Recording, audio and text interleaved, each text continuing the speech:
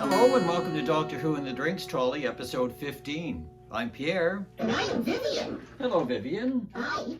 Today's featured beverage is the Yellow Bird.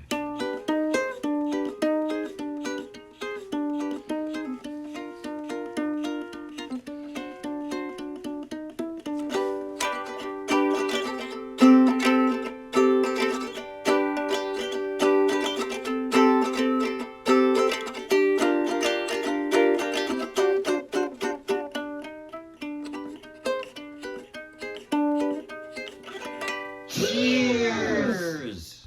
The Yellow Bird cocktail was named after a 19th century Haitian song which was released in English in 1957 on the album Calypso Holiday by Norman Luboff Choir. Good stuff. If you'd like us to cheers your favorite beverage in a future episode, just send a description or a recipe to the email address on your screen. So Vivian, what story would you like to talk about today?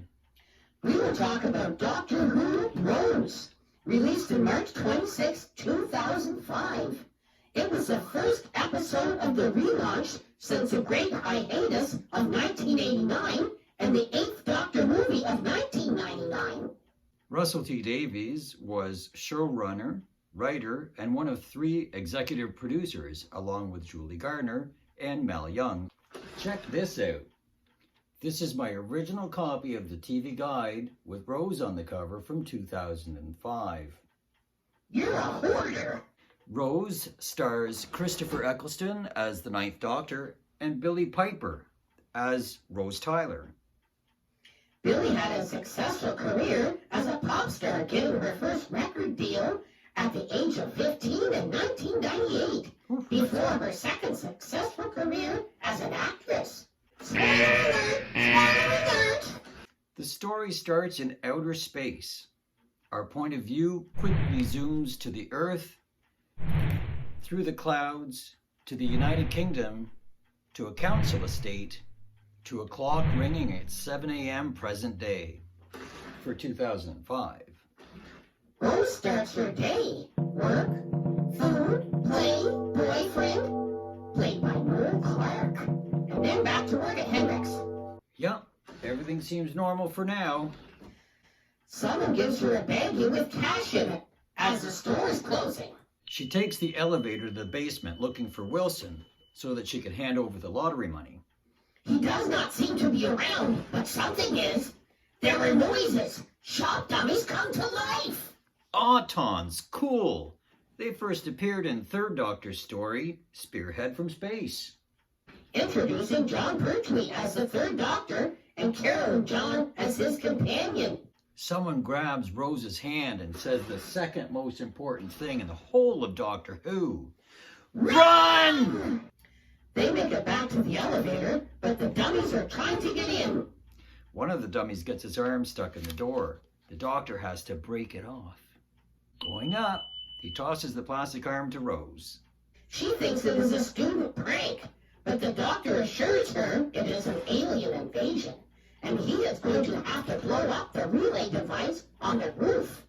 From the other side of the road, she witnesses the explosion and the fire at Hendrix caused by the Doctor. Is he a terrorist? A conspiracy theorist? We can only imagine what was going through her mind. She goes home, still carrying the plastic arm. We meet Rose's mom, Jackie Tyler. Played by Camille Coduri. She's gabbing on the phone about Rose, the explosion, and compensation. Rose takes the phone away from her and hangs it up. It rings again, and Jackie is right back at it. Gab, Gab, gab, gab.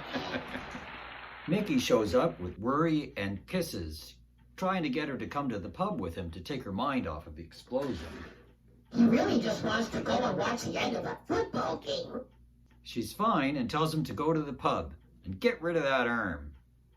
And he throws it into a bin outside. The next morning, the alarm goes off at 7 a.m., but Rose doesn't have a job to go to. Her mother wants her to try to get some compensation for her trauma, even though she's fine. There's a noise in the hall. Jackie was supposed to nail that cat flap shut. They're gonna get strays. Rose finds the nails her mother has used for the cat flap lying on the floor. She taps at the flap. The flap taps back. She gets up and throws the door open. It's the doctor!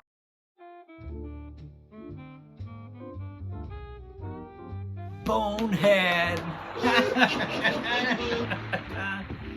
Rose pulls him into the apartment.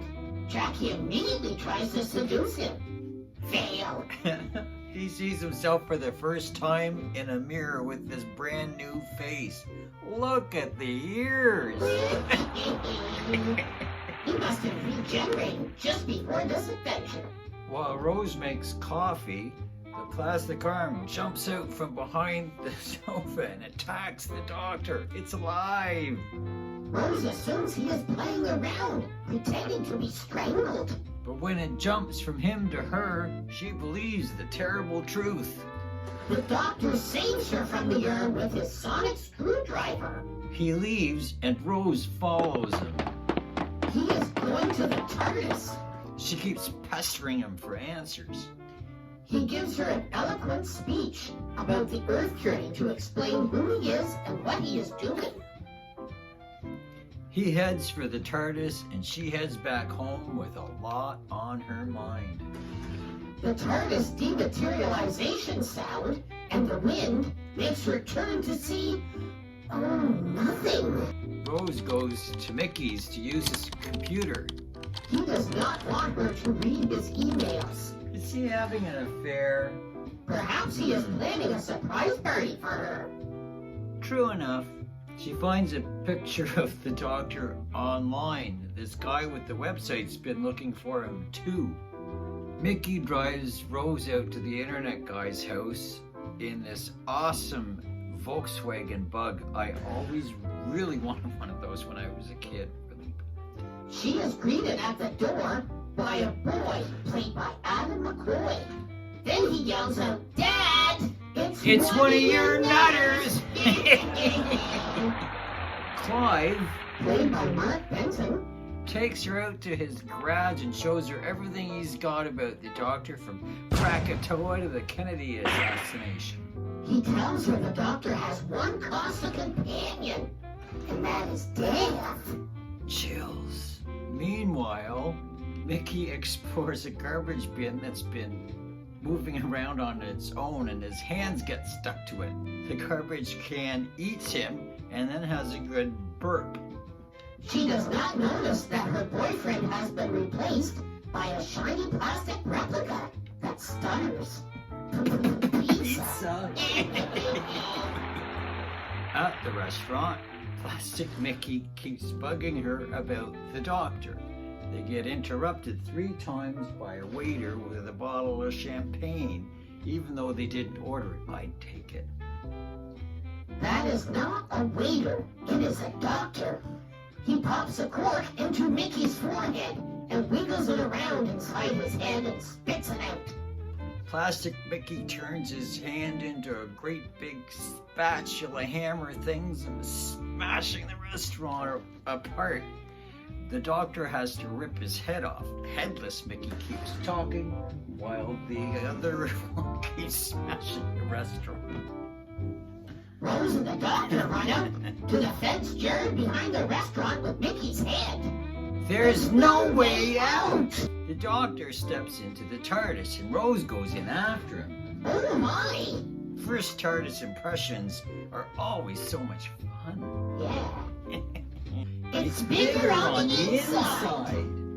I love this interior. It is well designed. Rose asks the doctor if Mickey's dead. He hadn't even thought about it, but yeah, maybe. With Mickey possibly dead, an alien doctor, and the impossible TARDIS interior, it is a wonder she hasn't gone mad. Mickey's head starts melting and the doctor frantically does stuff at the console. The central column rises and falls. Pure poetry. They run out of the TARDIS. To Rose's surprise, they have moved. The doctor answers all of her questions with, it travels in space. Most planets have no north, and it's a disguise. He looks for the Nestine transmitter. It must be huge, round, smack dab in the middle of London. It's gotta be invisible. Rose points out the London Eye behind him. He didn't even notice it. He must have gotten into the Drinks Trolley. I did.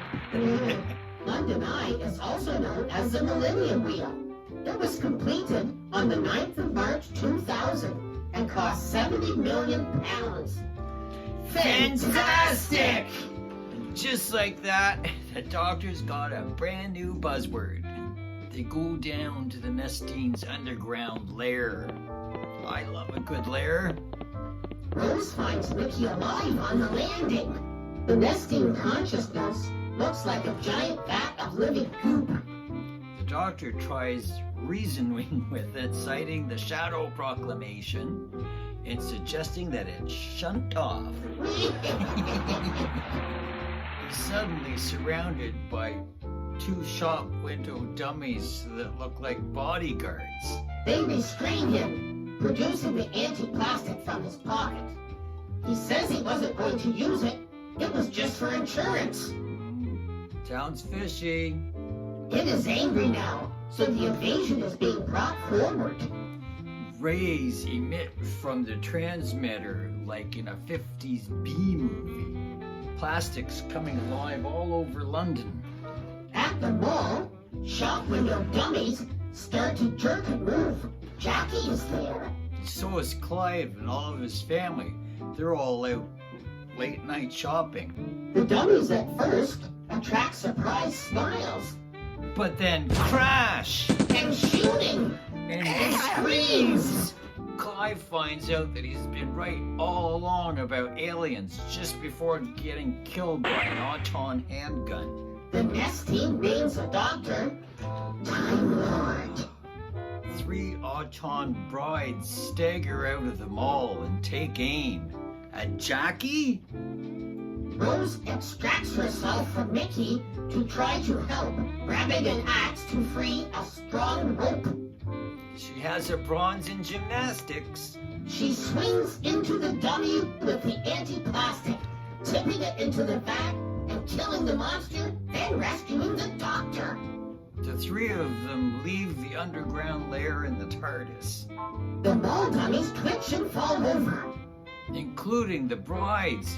Whew, Jackie's safe. They land near home. Mickey runs out of the TARDIS and crouches near a wall. The doctor invites Rose to come with him. They could go anywhere, but she turns him down. Seriously? The TARDIS leaves.